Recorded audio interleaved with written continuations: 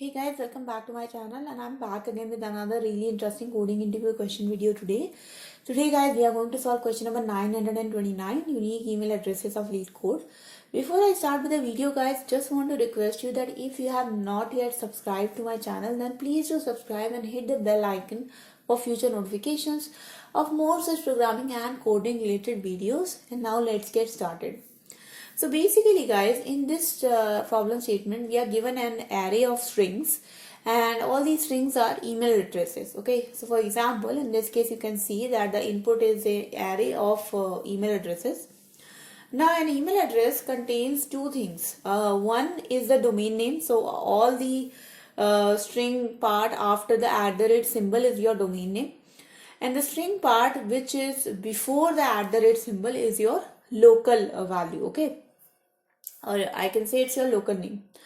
So as per the rules of this problem statement, if you have got a dot in your email address, or if you have got if you have got a dot in your email address, you can simply replace that dot with an empty character. Okay, because if we have got an email address like this, so let me scroll up. So example, if you have an email address alice.z@leetcode.com, if we send an email to this email address, eventually alicez@leetcode.com will only get the email. So in our scenario, you can see that this email address with the dot and also without the dot are both same. Okay. Also, if an email address is having a plus in it, so for example, if this email address has plus, so m.white plus name @email.com, then when you will send the email to this email address, the guy who is going to receive the email is going to be my@email.com. So dot is going to be replaced by an empty character, and all the string which is after the plus sign is simply going to be ignored. Okay. So remember two things. If you have a dot in your email address, replace it with an empty character. And if you have, or I would say simply remove that dot because it is not needed. And if you have a plus in your email address, in your local name of your email address, then the string which is coming after that plus simply needs to be scrapped. Okay. So now that we know this much, we have to find out, once we traverse through all the email addresses, we convert these email address values into their actual email addresses.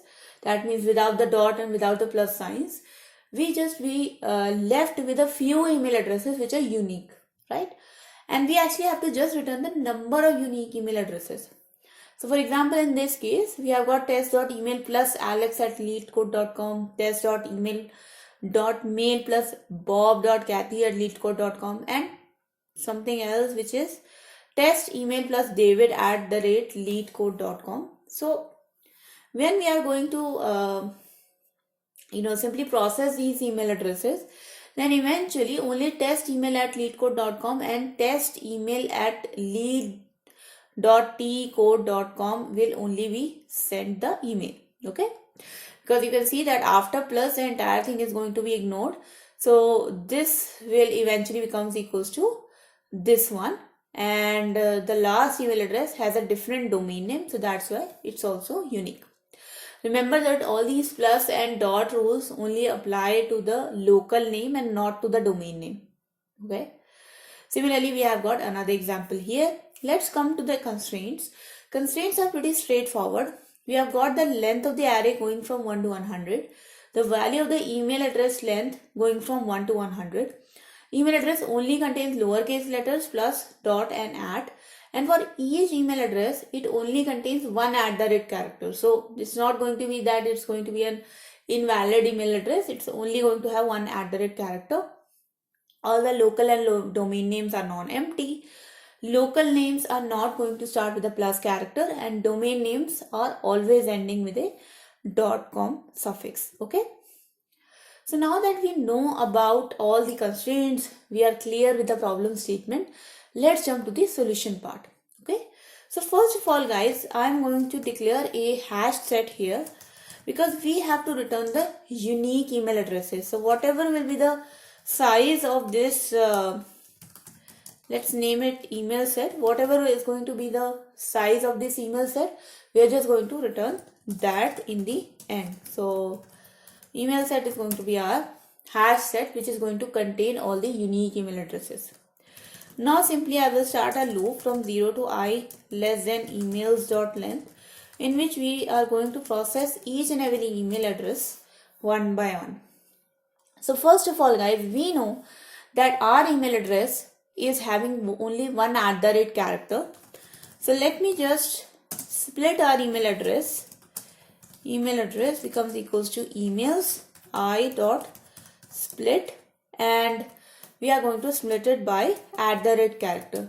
Once you split the email address, now in email address, the local address, so the local name will become equals to the first part of email address, and the domain name will becomes equals to the second part of the email address. Okay.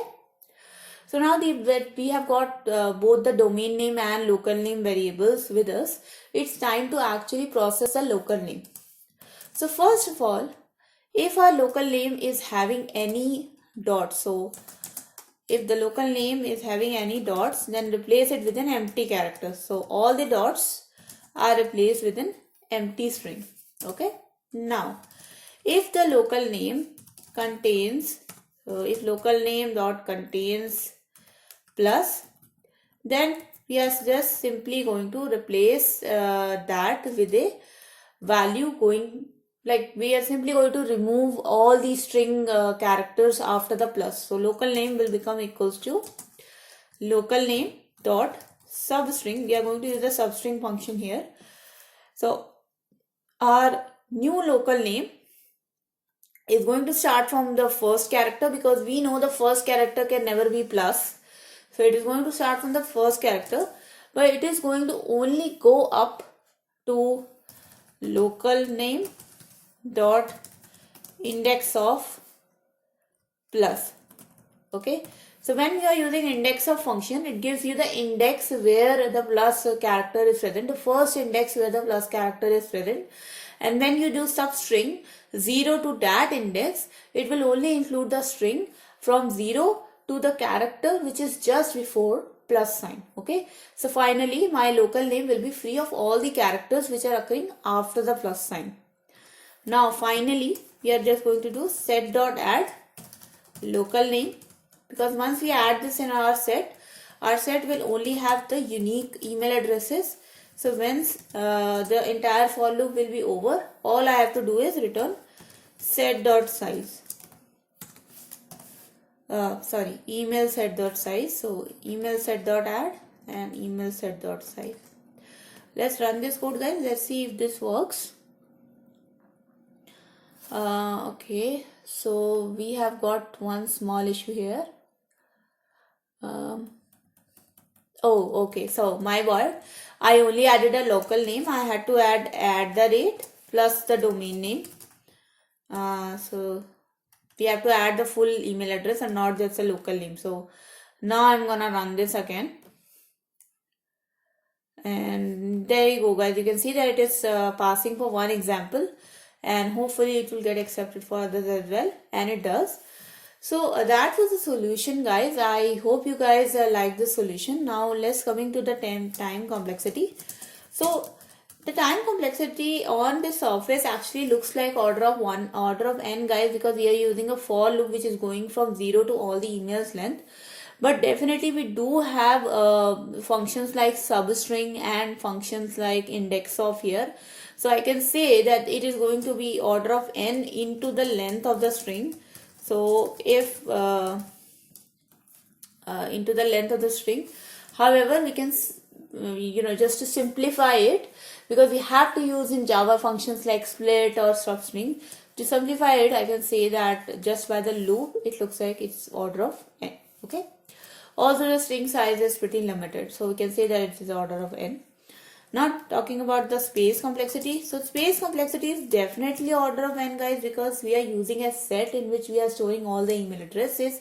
So let's say all the email addresses of our array are unique, then the set size is going to be equal to the email address string array size. So hence the space complexity is also order of n. Okay. So that was the video, guys. I hope you guys liked the solution, and I hope your coding practice became a little bit better with it. If you have better solutions for the same problem, feel free to post in the comment section, guys. Everyone is just going to be really helped by those solutions as well. If you have any feedback for me, anything you want to say, write down those things also in the comment section. Would be happy to read your feedback and your comments. Like this video, share this video with your friends, guys, and do subscribe to my channel. Hit the bell icon for future notifications. Thank you so much for watching, guys. I'll see you guys in the next video. Until then, take care and bye bye.